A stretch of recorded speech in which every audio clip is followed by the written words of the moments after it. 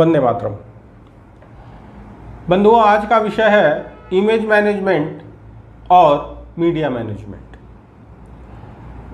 वर्तमान समय में इन दो शब्दों का महत्व काफ़ी ज़्यादा बढ़ गया है और इसका कारण राजनीतिक आकांक्षाएं हैं।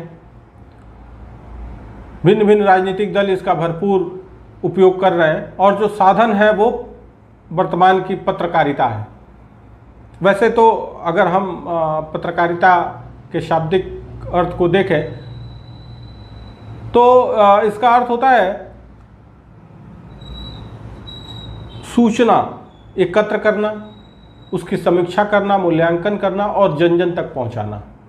परंतु वास्तव में ये लोकतंत्र का चौथा स्तंभ कहे जाने वाले पत्रकारिता ने अपना कार्य जो सौंपा गया था उसको बंद कर दिया, अर्थात ये स्तंभ अब बिखर गया है। और इसने दूसरा काम, अगर हम हिंदी का शब्द थोड़ा अच्छा नहीं लगता है प्रयोग करना, इंग्लिश का शब्द है लाइजनिंग। मूल रूप से अब ये लाइजनर्स हो गए हैं। वैसे तो ये जो परंपरा इमेज मैनेजमेंट की है ये काफ़ी पुरानी है। चंद्रवरदाई ने पृथ्वीराज चौहान का इमेज मैनेजमेंट किया था, कल्हड़ ने हर्षवर्धन का किया था। इवन अगर हम देखें महाकवि जगनिक ने तो आलखंड लिखा आला रुदल के बारे में, जिनके बारे में अतिशयोक्तियों के अलावा हमारे पास कोई जानकारी ही नहीं है, कोई ऐतिहासिक तथ्य ही नहीं है उनको जानने का। हम एकमात्र जो साधन है वो अतिशयोक्तियाँ हैं जो महाकवि जगनिक ने आलखंड में लिखा। तो कहने का तात्पर्य यह है कि ये काफ़ी पुरानी व्यवस्था है। राजे महाराजे अपने दरबारों में राजे कभी रखा करते थे जो उनका महिमा मंडन किया करते थे, लेकिन आज़ादी के बाद से इसकी मांग बहुत ज़्यादा बढ़ गई।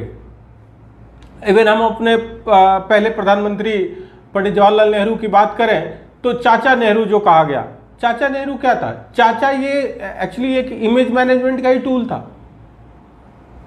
उनके जन्मदिन को बाल दिवस के रूप में मनाना ये भी एक इमेज मैनेजमेंट का ही तरीका था, क्योंकि मेरी जानकारी में अभी तक हमने कहीं नहीं देखा कोई ऐसा उद्धरण आया हो जिसमें पंडित जवाहरलाल नेहरू ने बच्चों के लिए कुछ किया हो। कभी कुछ नहीं। अगर कुछ कहानियां हो तो हो, लेकिन कोई कहीं हमने नहीं पढ़ा। अगर आपकी जानकारी में हो तो आप ज़रूर बताएं, हमारी भी जानकारी बढ़ेगी। लेकिन मेरी जानकारी में फिलहाल पंडित जवाहरलाल नेहरू ने बच्चों के लिए कुछ भी ऐसा, कुछ भी नहीं कहेंगे, कुछ भी नहीं किया था कि उनको चाचा और उनका जन्मदिन बाल दिवस के रूप में मनाया जाए। Even M.K. गांधी, ये बापू, महात्मा और राष्ट्रपिता, कभी किसी ने इमोशनल होकर कुछ कह दिया तो अब उसकी जो तारतम्यता है उसको आगे तक उसकी मार्केटिंग किसने किया? भाई जाहिर सी बात है उससे कांग्रेस को फायदा था, तो कांग्रेस ने उसकी मार्केटिंग की और मार्केटिंग करके लोगों के मन में भरा,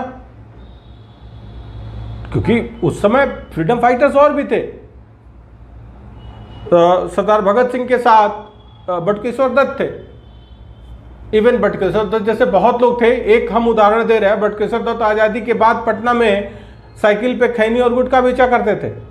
बाद में उनको कैंसर हो गया और दिल्ली के एम्स हॉस्पिटल में उनका निधन हुआ। उनको पूछने वाला कोई नहीं था। वो तो केवल इस नाम पे कि वो सरदार भगत सिंह के एलआई थे, पंजाब सरकार ने जो भी किया उनके लिए किया, और मरने के बाद एक कॉलोनी का नाम बीके दत्त रख दिया गया। यही कुल मिला जुला का हमने, क्योंकि चूंकि उस समय की जो सरकार थी उसको बीके दत्त के नाम से कोई फायदा नहीं होने वाला था, तो उन्होंने मार्केटिंग नहीं किया, इमेज मैनेजमेंट नहीं कराई। लेकिन M.K. गांधी से होने वाला था तो उन्होंने उनकी मार्केटिंग की, उनका इमेज मैनेजमेंट किया।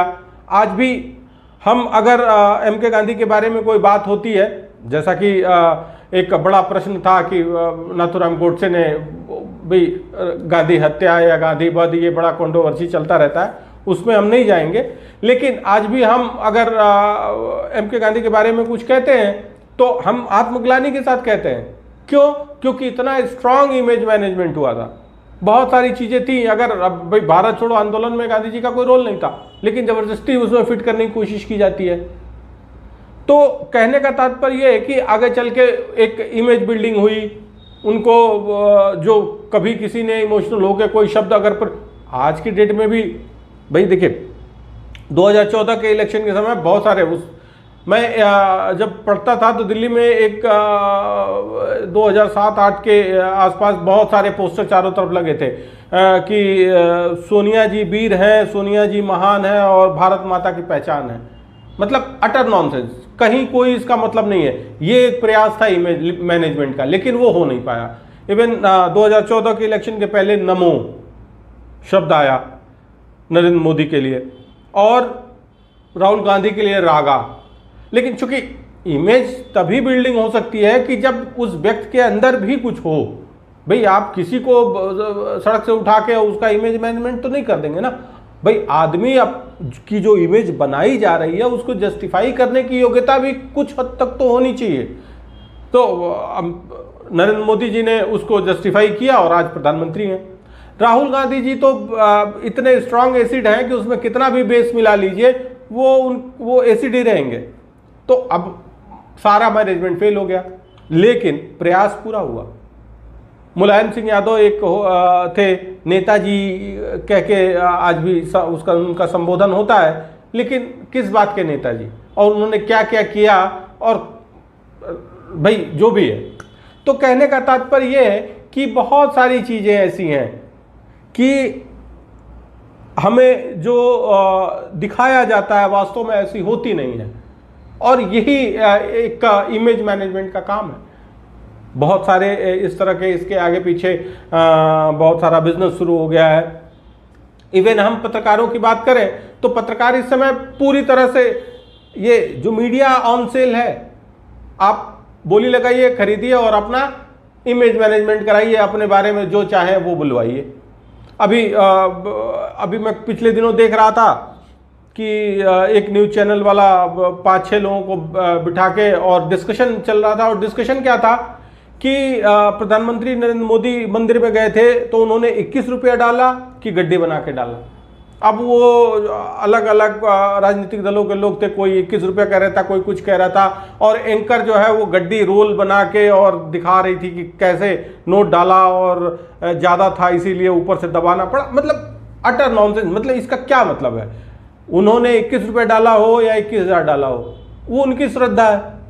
भाई ऐसा तो कहीं रूल बुक में नहीं लिखा है ना कि प्रधानमंत्री मंदिर जाएगा तो वो कितना डालेगा, या वो जो किसी के कर्जदार तो है नहीं कि वो ये कहा गया कि भाई इतना ही डालना।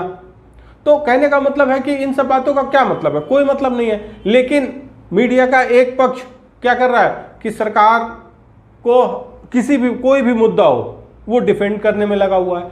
और एक जो सबसे एक कहेंगे कि आज के समय में ये सबसे खतरनाक लोग हैं जो बाहर से पैसे लेके और जो स्थापित सरकार है उसको डिस्टेबलाइज करने की कोशिश कर रही है।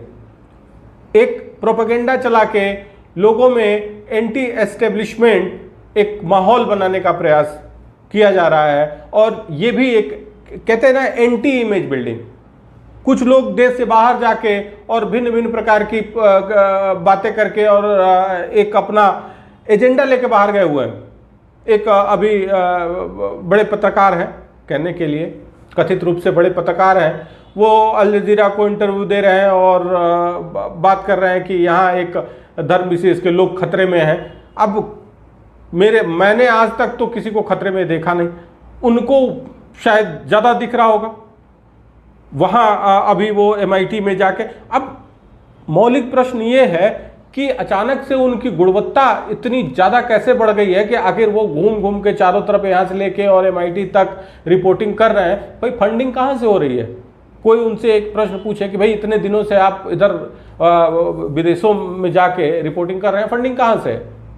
आजकल वो हमास को डिफेंड करने में लगे हुए हैं और उनका सोर्स क्या है? अब कहीं से कोई भी बात कहते हैं तो वो रेफरेंस कहाँ से देते हैं? Al Jazeera. ये स्तर हो गया है भारतीय मीडिया का कि बाहर में जाके और राष्ट्र की इमेज खराब करने के लिए, तो ये एक कहते हैं कि एक नेगेटिव इमेज बिल्डिंग किया जा रहा है। तो एक तरफ पॉजिटिव इमेज बिल्डिंग, एक तरफ नेगेटिव इमेज बिल्डिंग। तो कहने का मतलब ये है कि जो वर्तमान की स्थितियां हैं वो बड़ी उलझी हुई हैं और कहीं ना कहीं गलती अपनी है, समाज की गलती है, क्योंकि अल्टीमेट जो कंज्यूमर है, जो बायर हैं, जो खरीदार हैं, वो हम हैं। तो हमें ये चीज़ समझना पड़ेगा। देखिए, हम ये नहीं कहते कि भाई इसके पक्षधर नहीं है कि सरकार के हर चीज़ का प्रचार प्रसार होना चाहिए और अच्छा ही कहा जाना चाहिए, बड़ाई ही होनी चाहिए, लेकिन हम इसके एकदम खिलाफ है कि आप दूसरे देशों में जाके और देश की छवि को धूमिल करें, ऐसी बातें बोलें कि जो पूरी तरह से असत्य हैं। तो ये लोग बेसिकली बाहर की एजेंसियों से पैसे खाके और देश की जो छवि है उसको धूमिल कर रहे हैं। कहीं ना कहीं ये एक तरह से फॉरेन जो दूसरे राष्ट्र हैं उनके एजेंट के रूप में यहाँ काम कर रहे हैं। तो इन परिस्थितियों में जहाँ हर व्यक्ति अपने चरित्र से अलग एक मुखौटा लगा के घूम रहा है, तो अपने मस्तिष्क में कोई छवि निर्माण करने से पहले एक गहन चिंतन और मनन करने की आवश्यकता है। आज के लिए इतना ही। आप विचार अवश्य करें। धन्यवाद।